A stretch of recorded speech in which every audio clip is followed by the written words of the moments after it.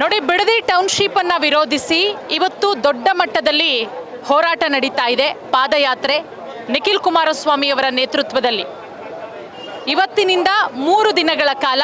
ಈಗ ಆಲ್ರೆಡಿ ಪಾದಯಾತ್ರೆಗೆ ಎಲ್ಲ ರೀತಿಯ ಸಿದ್ಧತೆಗಳು ಕೂಡ ಆಗಿದೆ. ನೀವೀಗ ಗಮನಿಸ್ತಾ ಇರ್ಬೋದು, ಸಹಸ್ರಾರು ಸಂಖ್ಯೆಯಲ್ಲಿ ಸಾಕಷ್ಟು ಜನ ಭಾಗಿಯಾಗಿದ್ದಾರೆ ಪಾದಯಾತ್ರೆಯಲ್ಲಿ. ಇನ್ನೇನು ಕೆಲವೇ ಕ್ಷಣಗಳಲ್ಲಿ ಪಾದಯಾತ್ರೆ ಕೂಡ ಆರಂಭ ಆಗತ್ತೆ. JDS ಬಾವುಟಗಳು ಎಲ್ಲ ಕಡೆನೂ ಕೂಡ ರಾರಾಜಿಸ್ತಾ ಇದೆ. ಬಿಡದಿ ಟೌನ್ಶಿಪ್ ಅನ್ನು ವಿರೋಧಿಸಿ ನಡೀತಾ ಇರುವಂಥ ಹೋರಾಟ 500 ದಿನಕ್ಕಿಂತ ಹೆಚ್ಚಿನ ಹೋರಾಟ. ಸಾಕಷ್ಟು ದಿನಗಳಿಂದ ಇಲ್ಲಿ ಹೋರಾಟ ನಡೀತಾ ಇದೆ. ನಿಖಿಲ್ ಕುಮಾರಸ್ವಾಮಿ ಅವರು ಕೂಡ ರೈತರ ಹೋರಾಟಕ್ಕೆ ಸಾಥ್ ಕೊಟ್ಟಿದ್ದಾರೆ.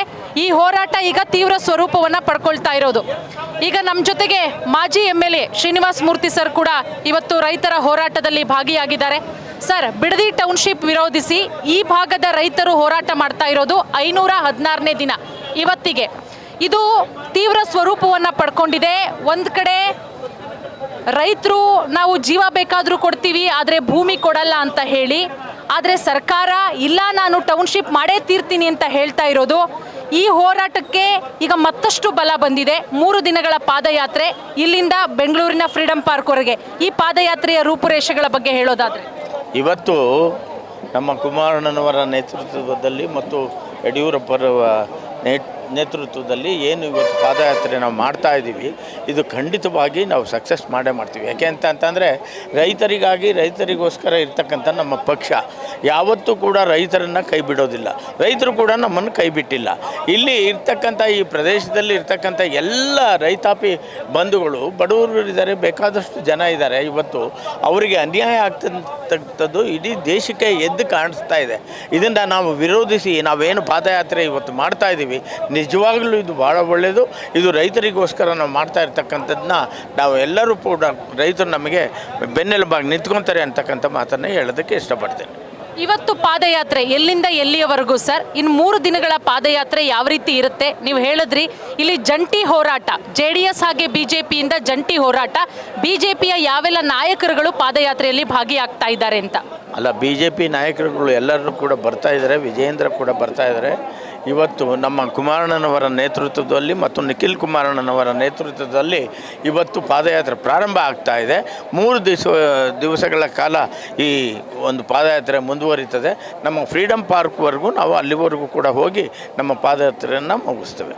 ಖಂಡಿತ ಸರ್, ಈ ಹೋರಾಟಕ್ಕೆ ದೊಡ್ಡ ಮಟ್ಟದಲ್ಲಿ ಬೆಂಬಲ ಸಿಕ್ಕಿದೆ. ಮಾಜಿ ಡೆಪ್ಯೂಟಿ ಮೇಯರ್ ಕೂಡ ಈ ರೈತರ ಹೋರಾಟಕ್ಕೆ ಬೆನ್ನೆಲುಬಾಗಿ ನಿಂತಿದ್ದಾರೆ. ಭದ್ರೇಗೌಡರು ಸರ್, 516 ದಿನಗಳ ಹೋರಾಟ, ರೈತರು ಇದೇ ಜಾಗದಲ್ಲಿ ಕೂತ್ಕೊಂಡು ಹೋರಾಟ ಮಾಡ್ತಾ ಇದ್ದಾರೆ. ಈಗ ಕಳೆದ ಕೆಲ ದಿನಗಳಿಂದ ಈ ಹೋರಾಟ ತೀವ್ರ ಸ್ವರೂಪವನ್ನು ಪಡ್ಕೊಂಡಿದೆ. ಈಗ ಪಾದಯಾತ್ರೆಗೂ ಹೋಗ್ತಾ ಇರೋದು.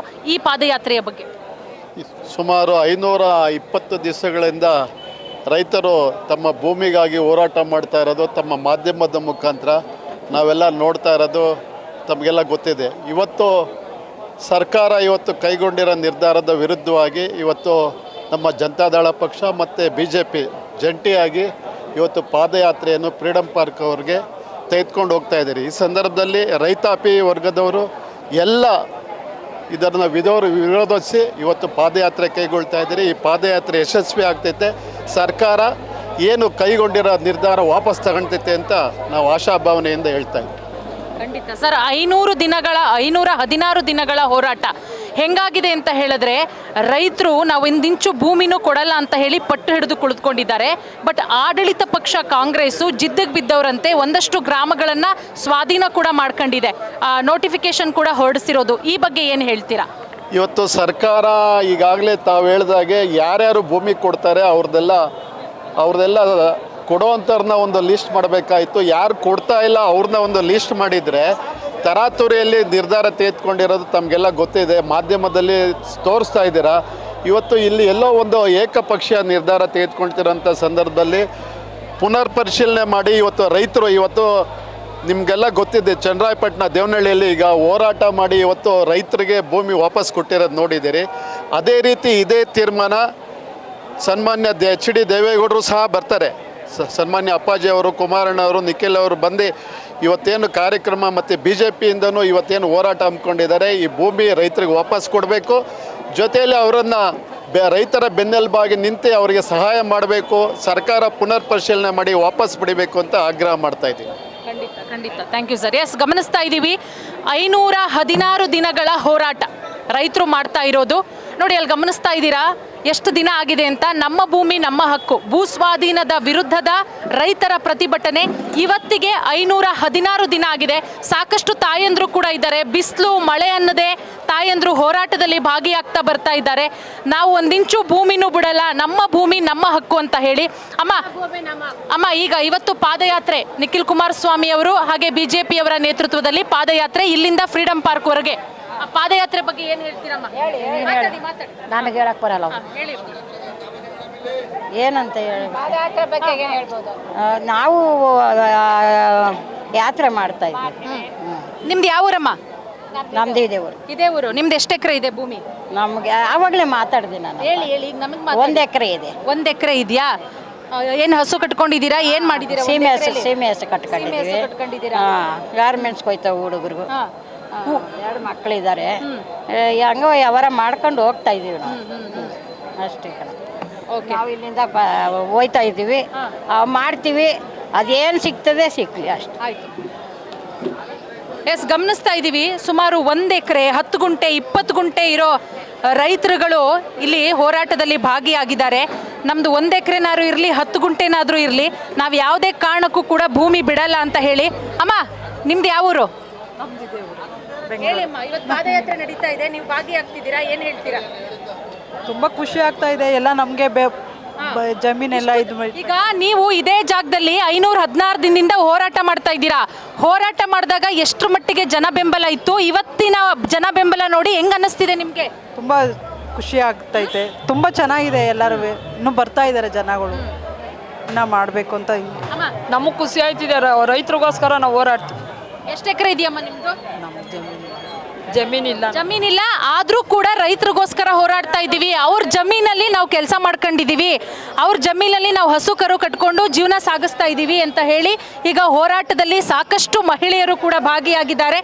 ಎಸ್, ಗಮನಿಸ್ತಾ ಇದ್ದೀವಿ ಸಾಕಷ್ಟು ಜನ ಇದ್ದಾರೆ. ಸರ್, ನಿಮ್ದು ಯಾವ ಊರು? ಮಂಡ್ಯ ಕೇರ್ಪೇಟೆ ಅವರಮ್ಮ.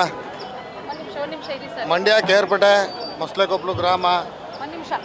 ವೀಕ್ಷಕರೇ ನೋಡಿ, ಈ ಹೋರಾಟಕ್ಕೆ ಬರೀ ಬಿಡದಿಯ ಬೈರಮಂಗಲದವರು ಅಷ್ಟೇ ಅಲ್ಲ, ಸುತ್ತಮುತ್ತಲ ಗ್ರಾಮಗಳವರು ಅಷ್ಟೇ ಅಲ್ಲ, ಮಂಡ್ಯದಿಂದನೂ ಕೂಡ ಸಾಕಷ್ಟು ರೈತರು ಈ ಹೋರಾಟಕ್ಕೆ ಬೆಂಬಲವನ್ನು ಕೊಡ್ತಾ ಇದ್ದಾರೆ. ಸರ್, ನಾವು ಮೂಲತಃ ರೈತರು. ನಿಗದಿತ ಕಬ್ಬಿಗೆ ಒಳ್ಳೆ ರೈಟ್ ಸಿಗಲಿಲ್ಲ. ಹಾಲಿನ ದರ ಗಗನಕ್ಕೆ ಹೋಗಿದ್ದು ಪುನಃ ಪಾತಾಳಕ್ಕೆ ಹೋಯ್ತು. ನಾವು ರೈತರು ಬೆಳೆದಿರೋ ಫಸಲಿಗೆ ಯಾವುದೇ ಒಂದು ಬೆಲೆ ಇಲ್ಲ, ಒಂದು ಇದಿಲ್ಲ. ಆಮೇಲೆ ಒಂದು ಇವರ ಆಡಳಿತದಲ್ಲಿ ಯಾವುದೇ ಒಂದು ಒಳ್ಳೆಯದಂತೂ ಮಾಡಲಿಲ್ಲ. ಗೃಹಲಕ್ಷ್ಮಿ ಯೋಜನೆ ಅಂತ ಮಾಡಿದ್ರು, ಏನಾರು ಒಂದು ಒಳ್ಳೇದು ಮಾಡಿದಾರ? ಏನೂ ಮಾಡಲಿಲ್ಲ. ಹೆಣ್ಮಕ್ಳಿಗೆ ಅರ್ಧ ಬಸ್ ಚಾರ್ಜ್ ಕೊಡ್ತಾರೆ, ಪುನಃ ಬಸ್ ಇವಾಗ ಇದು ಮಾಡಿದ್ರು. ಇವಾಗ ಅವ್ರಿಗೆ ತಿಂಗಳ 2-2 ಸಾವಿರ ದುಡ್ಡು ಬರ್ತಾಯಿತ್ತು, ಅದನ್ನೂ ಬರ್ದಂಗೆ ಮಾಡಿದ್ರು. ಹಿಂಗೆ ಒಬ್ಬೊಬ್ಬರು ಒಂದೊಂದು ಥರ ಮಾಡ್ಕೊಂಡು ಹೋದರೆ ನಮಗೆ ಕುಮಾರಣ್ಣ ಅವ್ರ ಸರ್ಕಾರದಲ್ಲಿ ನಮ್ಗೆ ಎಲ್ಲ ಸಿಕ್ಕಿತ್ತು.